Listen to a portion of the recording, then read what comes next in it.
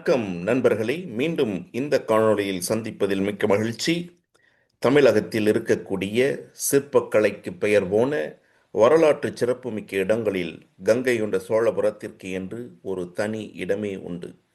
ஆனால் இங்கு இருக்கக்கூடிய சிற்பங்களை பற்றியும் இந்த கோவிலை பற்றியும் அதிகமாக பொதுவெளியில் தெரியாது என்பது ஒரு வருத்தமான செய்தி. எனவே இந்த காணொளியில் கங்கை கொண்ட சோழபுரம் கோயிலை பற்றியும் அங்கிருக்கக்கூடிய அரிய சிற்பங்களை பற்றியும் உங்களோடு பகிர்ந்து கொள்வதே என்னுடைய நோக்கம். கங்கை கொண்ட சோழபுரம் மாமன்னன் முதலாம் ராஜேந்திர சோழனால் உருவாக்கப்பட்டது. முதலாம் ராஜேந்திரன் சோழ பேரரசின் தலை சிறந்த அரசர்களுள் ஒருவரான ராஜராஜ சோழனின் மகன் ஆவார். கிபி 971 ஆண்டு பிறந்த இவர் தனது தந்தையின் ஆட்சி காலத்தில் அவரது சார்பில் பல்வேறு போர்களை வழிநடத்தி வெற்றி கண்டவர். தனது 41வது வயதில் ராஜராஜ சோழன் இவரை தனது இணை அரசராக பதவியில் அமர்த்துகின்றார். அடுத்த 2 ஆண்டுகளில் ராஜராஜனின் மறைவை அடுத்து கிபி 1014 ஆண்டு சோழ பேரரசின் மன்னராக அரியணை ஏறிய ராஜேந்திரன் அடுத்த 30 ஆண்டு காலம், அதாவது கிபி 1044 இயற்கை எய்தும் வரையிலும் ஆட்சியில் இருக்கின்றார். இவரது காலத்தில்தான் சோழ பேரரசு வடக்கில் கங்கை வரையிலும், கிழக்கில் இன்றைய இந்தோனேசியா, மலேசியா, தாய்லாந்து மற்றும் பர்மா ஆகிய நாடுகளின் ஒரு சில பகுதிகளின் வரையிலும் விரிவடைந்தது. வடக்கில் கங்கை வரை சென்று வெற்றி கொண்டதன் நினைவாக அமைக்கப்பட்ட நகரம்தான் கங்கை கொண்ட சோழபுரம். இந்த நகரம் இன்றைய அரியலூர் மாவட்டம் ஜெயங்கொண்டம் நகருக்கு அருகில் அமைந்துள்ளது.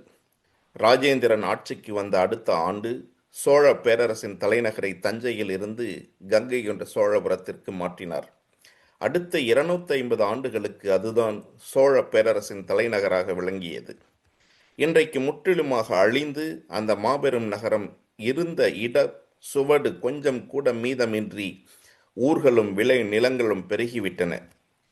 இருப்பினும் ராஜேந்திர சோழனின் அரண்மனை இருந்த இடம் மட்டும் இன்றும் மாளிகை மேடு என்ற பெயரில் அங்கே இருக்கின்றது.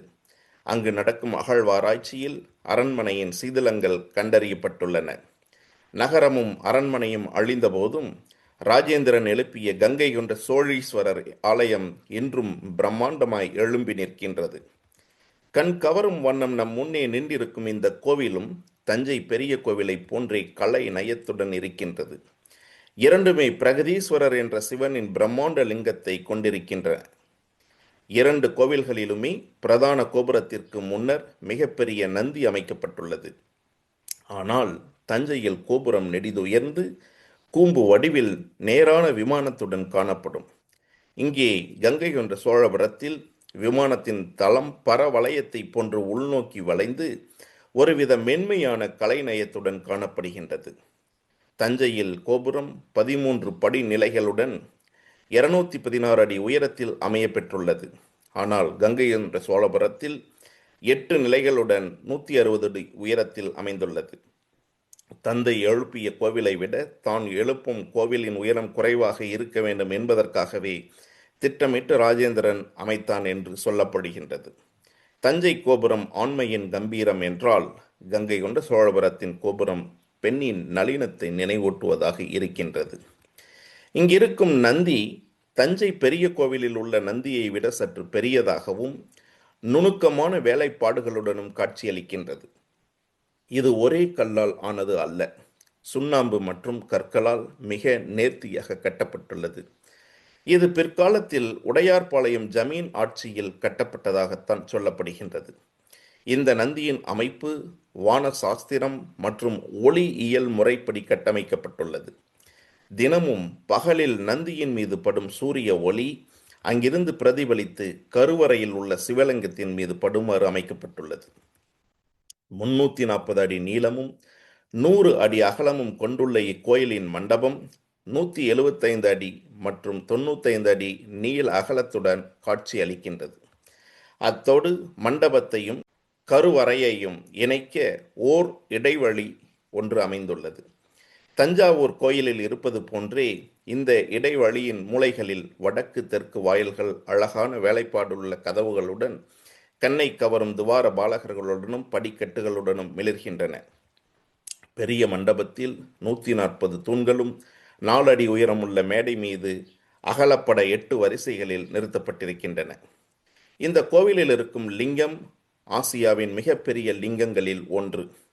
13.5 அடி உயரமும் 60 அடி சுற்றளவும் கொண்ட ஒரே கல்லினாலான லிங்கம் இது. முதலில் லிங்கத்தை உள்ளே வைத்து அதன் பின்னர்தான் கோவில் எழுப்பப்பட்டுள்ளது. ராஜேந்திரன் காலத்தில் இந்த கோவில் கட்டப்பட்ட போது பிரதான கோவிலும் சண்டிகேஸ்வரர் கோவிலும் பிரதான கோவில் வடக்கில் அமைந்துள்ள வட கைலாயம் மற்றும் தெற்கு பகுதியில் அமைக்கப்பட்ட தென் கைலாயம் ஆகிய கோவில்கள் மட்டுமே இருந்திருக்கின்றன. பின்னாளில் வந்த ஆட்சியாளர்கள்தான் இங்கிருக்கக்கூடிய பிற கோவில்களை எழுப்பியுள்ளனர். வடக்கே கங்கை வரை சென்று வெற்றி கொண்ட ராஜேந்திர சோழன் கங்கை கொண்ட சோழபுரத்தை நிர்மாணிக்கையில் அந்த பகுதியில் மிகப்பெரிய ஏரியை வெட்டி சோழகங்கம் என்று பெயரிட்டான் என்று சொல்கின்றனர். ஆனால் இந்த கோவிலுக்குள் இருக்கும் சிங்க கிணறையும் சோழகங்கம் என்றே சொல்கின்றனர்.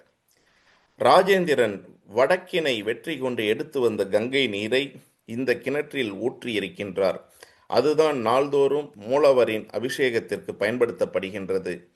இப்போது நாம் பார்க்கின்ற சிங்கம், கிணற்றை சுற்றி அமைக்கப்பட்டுள்ள இந்த சிங்கம் உடையார்பாளையம் ஜமீன் காலத்தில் நிர்மாணிக்கப்பட்டது.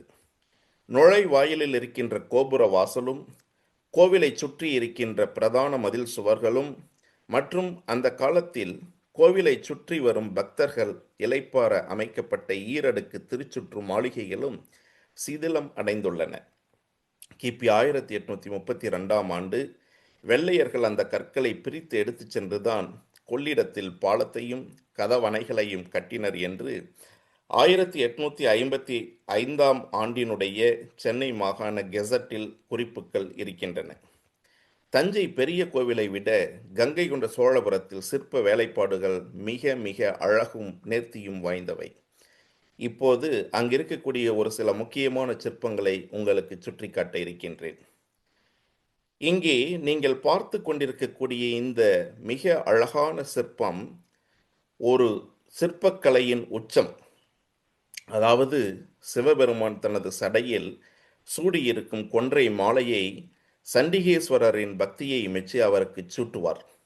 யாம் உண்டதும் யாம் உடுத்தியதும் யாம் சூடியதும் உனக்கே அளித்தோம் என்று சிவன் சொல்லியதாக ஐதீகம். ஆனால் இந்த சிற்பத்தில் சண்டிகேஸ்வரர் இருக்கும் இடத்தில் ராஜேந்திர சோழனின் சிலையை வடித்து சிவபெருமானே அவருக்கு பட்டம் சூட்டி ஆசி வழங்கியதைப் போல காட்டப்பட்டுள்ளது. அடுத்ததாக நீங்கள் பார்க்கக்கூடிய இந்த சிற்பம் ஞான சரஸ்வதி தேவி. இது சிற்பக்கலையின் இன்னொரு பரிமாணம் என்று சொன்னால் மிகையாகாது. கையில் வீணை இல்லாத சரஸ்வதி தேவி, அவரது தலையின் அலங்காரமும் கழுத்தில் இருக்கும் ஆபரணங்களும், அப்படியே நீங்கள் கீழே பார்த்தால் அவரது உடையில் காட்டப்பட்டிருக்கக்கூடிய அந்த அற்புதமான மடிப்புகளும் வார்த்தைகளால் விவரிக்க இயலாத அழகோவியம். இந்த கோவிலின் பல்வேறு வாயில்களில் இருக்கக்கூடிய துவாரபாலகர்கள் சிலைகள் எல்லாம் பிரம்மாண்டம். இந்த சிலையில் இருக்கும் அணிகலன்களை பாருங்கள். கைகளில் இருக்கும் ஆபரணங்கள், விரல்களில் இருக்கும் வளையங்கள், கால்களில் தெரியும் ஆபரணங்கள் என அனைத்திலுமே அத்தனை துல்லியம் தெரியும். அதைவிட இன்னொரு பக்கத்தில் இருக்கக்கூடிய இந்த பிரம்மாண்ட துவாரபாலகர் சிலையினை பாருங்கள். குறிப்பாக அந்த துவாரபாலகரின் காலுக்கு அடியில் பாருங்கள். அங்கே ஒரு மலைப்பாம்பு யானையை விழுங்கி கொண்டிருக்கின்றது. பொதுவாக துவாரபாலகர்களின் கால்களுக்கு அடியில் பாம்பு ஒரு எலியை விழுங்குவது போன்று அமைக்கப்பட்டிருக்கும். ஆனால் இங்கே ஒரு யானையை விழுங்கி கொண்டிருக்கின்றது. ஒரு யானை எவ்வளவு பெரியதாக இருக்கும்? அப்படியானால் அதை விழுங்கக்கூடிய மலைப்பாம்பு எவ்வளவு பெரியதாக இருக்க வேண்டும்? அப்படிப்பட்ட மிகப்பெரிய பாம்பினை தனது காலடியில் போட்டு வைத்திருக்கக்கூடிய துவாரபாலகர் எவ்வளவு பெரியவராக வலிமை படைத்தவராக இருப்பார். ஆனால் அவரையே வாயிற்காப்போனாக கட்டி ஆளக்கூடிய கோவிலுக்குள் இருக்கின்ற சிவன் அனைவரிலும் பெரியவன் என்பதை விளக்கக்கூடிய அற்புதமான சிற்பம்தான் இது. சாரி அப்படியே கோவிலை சுற்றி வரும் பொழுது ஒவ்வொரு பக்கத்திலும் அத்தனை சிற்பங்கள் அமைக்கப்பட்டுள்ளன. இதோ இந்த பக்கத்தில் பாருங்கள். உமையொரு பாகன் என்று சொல்லப்படும் அர்த்தநாரீஸ்வரர், பாதி சிவன் மீதி திருமால் என்று அமைந்திருக்கும் சங்கர நாராயணன் மற்றும் இந்த கோவிலின் ஓர் அற்புதமான ஆடல் வல்லான் என்று அழைக்கப்படும் நடராஜர் ஆகியோரது சிற்பங்கள் அமைந்துள்ளன.